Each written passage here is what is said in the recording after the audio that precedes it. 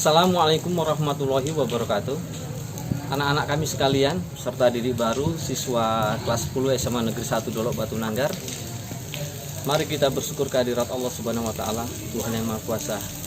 Masih diberi kita kesehatan, kesempatan beraktivitas belajar dan bekerja untuk membangun dan menyongsong hari depan yang lebih baik.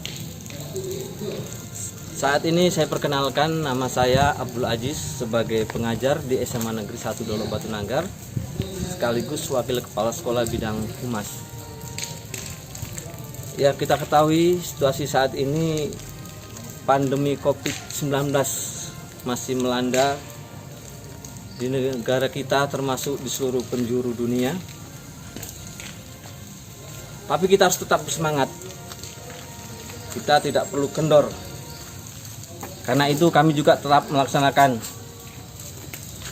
MPLS, masa pengenalan lingkungan sekolah, meskipun harus dilaksanakan secara daring.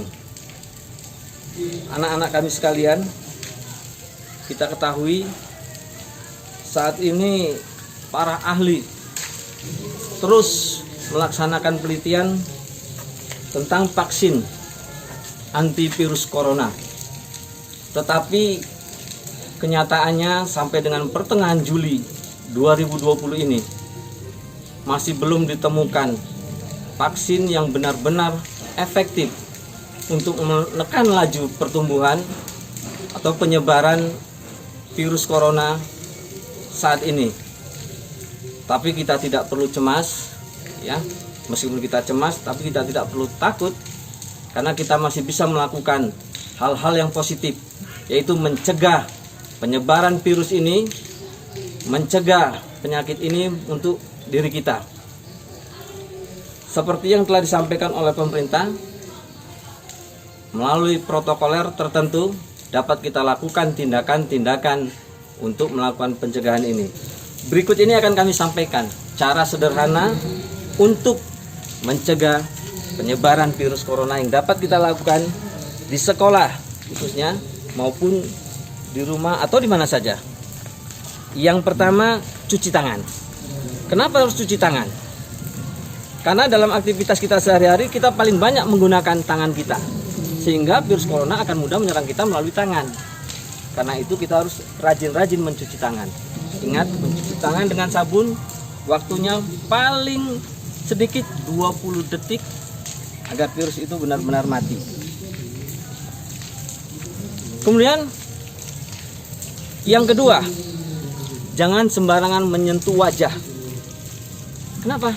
Tadi sudah saya sampaikan, tangan kita ini sumber utama masuknya virus ke tubuh kita, melekatnya virus ke tubuh kita. Jadi jangan sembarangan menyentuh wajah kita, karena virus masuk ke dalam tubuh kita melalui 3 titik penting. Pertama, mata.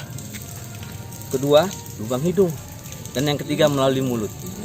Jadi virus itu dapat masuk melalui mata, hidung, dan mulut. Jadi kalau tangan kita kotor, kemudian kita menyentuh wajah kita, mengenai mata, hidung, atau mulut, itu sangat berbahaya kalau tangan kita ada virus. Yang ketiga, jaga etika ketika kita bersin ataupun batuk. Ketika kita bersin, tutuplah hidung kita dengan punggung tangan.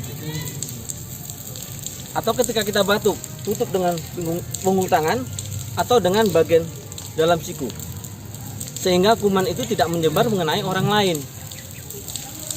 Nah, setelah kita tutup begini, kita cuci tangan kita. Kembali cuci tangan itu penting.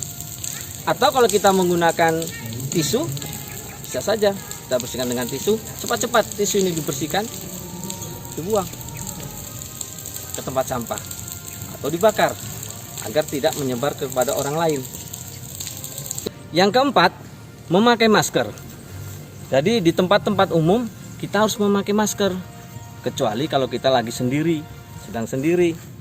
Kalau di tempat umum kita harus memakai masker, maka kita siapkan masker kita agar virus yang menyebar itu berterbangan, tidak masuk ke mulut kita. Yang kelima, hindari kontak langsung dengan orang lain ketika kita berinteraksi. Misalnya, kita ketemu dengan family, Jangan kita langsung karena rindunya kita berpelukan, bersalaman, ketemu dengan teman. Nah, ini sebaiknya dihindarilah ketika masa pandemi ini. Karena ini ya sangat beresiko. Jadi untuk sementara ini kita tidak harus berpelukan, bersalaman langsung. Cukup berikan salam yang sepantasnya. Kita tetap menghormati orang lain. Sedangkan yang keenam, hindari menggunakan barang-barang pribadi yang sifatnya melekat dengan tubuh seseorang, seperti topi, baju, jaket, sarung tangan, sepatu, dan lain-lain. Jangan dipakaikan milik kita kepada orang lain. Bisa saja kuman-kuman yang melekat pada barang-barang tadi bisa menyebar kepada orang lain karena kita pinjamkan.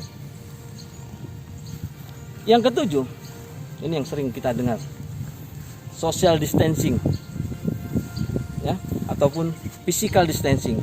Kenapa?